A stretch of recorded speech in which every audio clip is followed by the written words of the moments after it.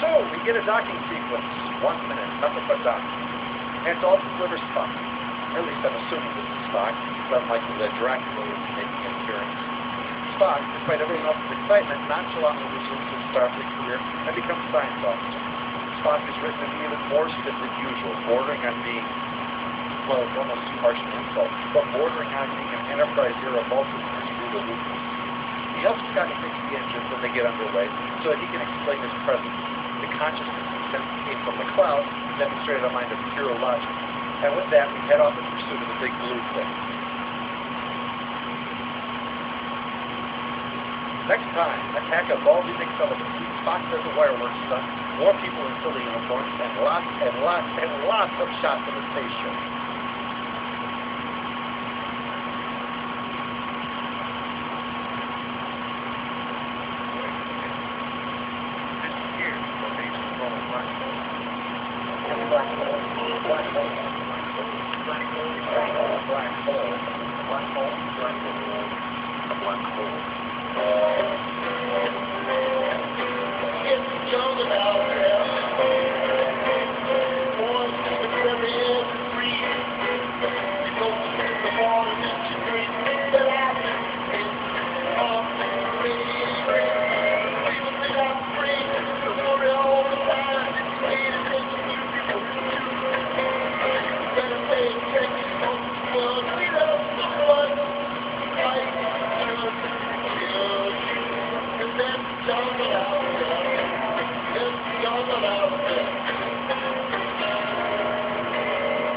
Previously on Star Trek the Motion Picture.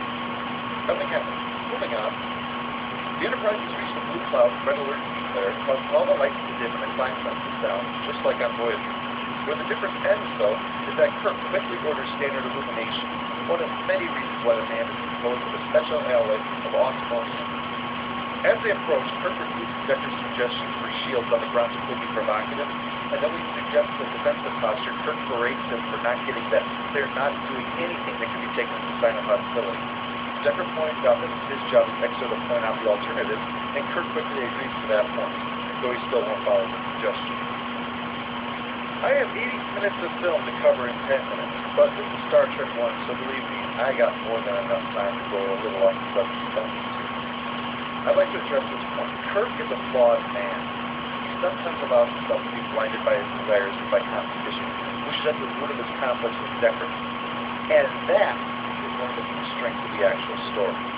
Bones earlier responded to the question of whether Spock would put his own desires over the welfare of the ship with any of us, implying Kirk might do just that. What makes Kirk a heroic figure is still the whole video, really, but in this particular case, his leadership is shown by both possessing this flaw, something that blinds him to those kinds of shortcomings, but that he is not blind to the flaw himself. He catches himself, corrects himself, and these shortcomings are going to be a part of his character arc throughout this and the films that follow. The Enterprise escapes with blue balls and different colored light controls show up all over the ship, and while Chekhov does get injured, he finally gets his 11th line of the movie, consisting of Alia waits until Dr. Chapel shows up and finally announces she can stop the baby with her magic ball coming to the wrist. Spock manages to get a message through before another blue ball causes trouble, so they fly into the cloud and look at the ship and Spock is in there. 2 minutes of flying into the cloud.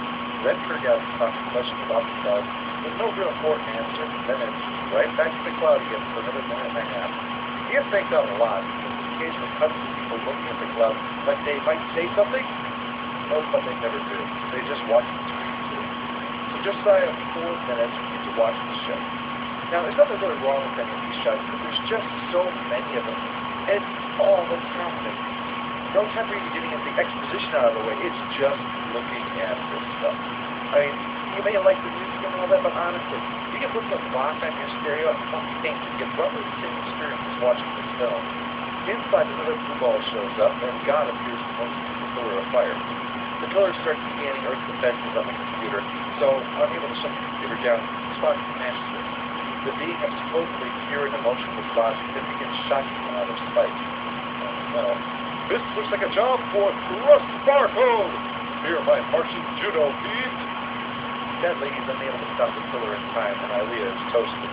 Enterprise then gets sucked into the ship, and there's an intruder, which turns out to be a recreation of Ilea, speaking on behalf of V'ger. V'ger's heading to Earth to join the Creator to everyone's puzzlement.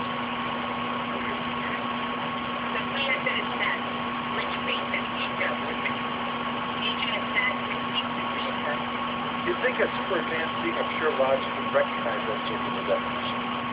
So they scan her and find she's exactly duplicated except with machinery imitating the organic function. And in reaction to Decker makes Spock think that you can use that to tap into the loyalty to Starfleet so that she could help them. Decker tries a few things until she reveals that everyone on board is going to be reduced to patterns and data storage. So he tries to get them to reawaken her memories, since for her, it will be aiding her mission to help V'ger. Apparently, all it takes is just putting on a headdress because soon Decker's able to ask questions and find out a whole lot of nothing, actually. Meanwhile, Spock sneaks into the airlock and does the nerve pinch on Tony Stash here, who seems to be wearing 709 clothes for some reason. I'm also unsure why Spock feels the need to then drop down with him there on a plane, and it's probably best not to speculate. We soon see him in a thruster suit, planning to fly to the pulsing hex field up ahead. He throws off the suit when the fuel is gone and flies to the Coruscant a bit before he reaches the conclusion that V'ger is a living machine.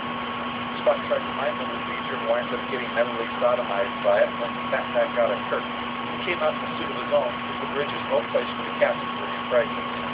Spock reveals to the sickbay V'ger's true nature, and it searches to find the Creator because it wants to find out if there's more to existence than the pure logic and cofactor it has on hand. To do this, it shows up over Earth and broadcasts a radio signal. When there's no reply, it fires a few yellow bowling balls at the planet with the intent of wiping out all life on Earth. Boy, I hate getting voicemail too, but you don't see me annihilating all life, do you? Spock says that V'ger is essentially a child. Isn't that always the way with super beings? So Kirk says that he knows why the Creator won't respond, but won't answer unless V'ger withdraws all the probes. V'ger gets pretty pissed, but if there's any one characteristic that defines Kirk, it's his ability to face a situation where unimaginable devastation will result from failure and not even break his stride. In these situations, he is Bruce Lee squared, Jack Howard Hughes, and Chuck Norris to the awesome power. And if you doubt that, realize that Kirk is playing chicken with a computer capable of destroying Earth, and it's V'ger that blinks.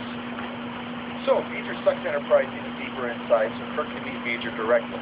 V'ger makes a bridge out of Lincoln logs out of pixie dust for them to cross, and then they discover that V'ger is, in fact, the Voyager 6 probe, and M. Night Shyamalan is its co-pilot. Not really.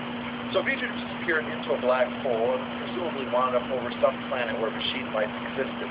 Discovering its programming, acquire all possible knowledge and send it back to Earth, the machines built V'ger a vessel to complete its programming, and once it acquired so much knowledge, it became a conscious entity. So Kirk adopts the infamous Shatner move, imitated by many over the years, to announce, with dramatic pause after the pose, "We are your Creator." They transfer the sequence to activate the programming to prove it, but V'ger severs it so the Creator would have to merge with it. Well, Decker likes this idea, so he completes the sequence and winds up in the pixie dust hairdryer while Ilea Bot shows up, and it's all dramatic until they get sucked up into nothingness and Kirk the whole ass out of there. So V'ger disappears in a burst of special effects, leading to the usual end of Trek in the Look. Kirk has them fly off to 5 more movies that, better or worse, will at least be faster paced. The post-episode follow-up. The annoying character goes to Ilea. I don't care about having sex with your hairless ass. Why wait until a doctor with pain medication shows up to cure Chekhov's pain? Now why couldn't you have cured mine? I paid $20 for this movie. We have the first damn dirty Lazarus mutant of the week, also for Ilea, who dies when it's brought back to bastardization of science and then possibly dies again. Paramount produced 10 Star Trek films every 2 or 3 years before the long break until the end of 11. For that reason, each of the first 10 scores is going to be relative to the other 9, since all scores are relative to their series. Thus, the final score for Star Trek I, the motion picture, is 4 out of 10. A plot that, when you get down to it, is more suited for a television show than a film. The massive budget is the only thing that makes it the epic. There's some definitely good direction to it. The special effects are nice looking. The music is good and the acting is fine. The story is simply not very strong, and the editing seems to be non-existent. I think Atreyu may have come into this film and had to stop the nothing, which has filled so much of it. The director's cut is definitely a more watchable version of the original cut. so long as you skip the overture and fast forward through the Enterprise reveal shot.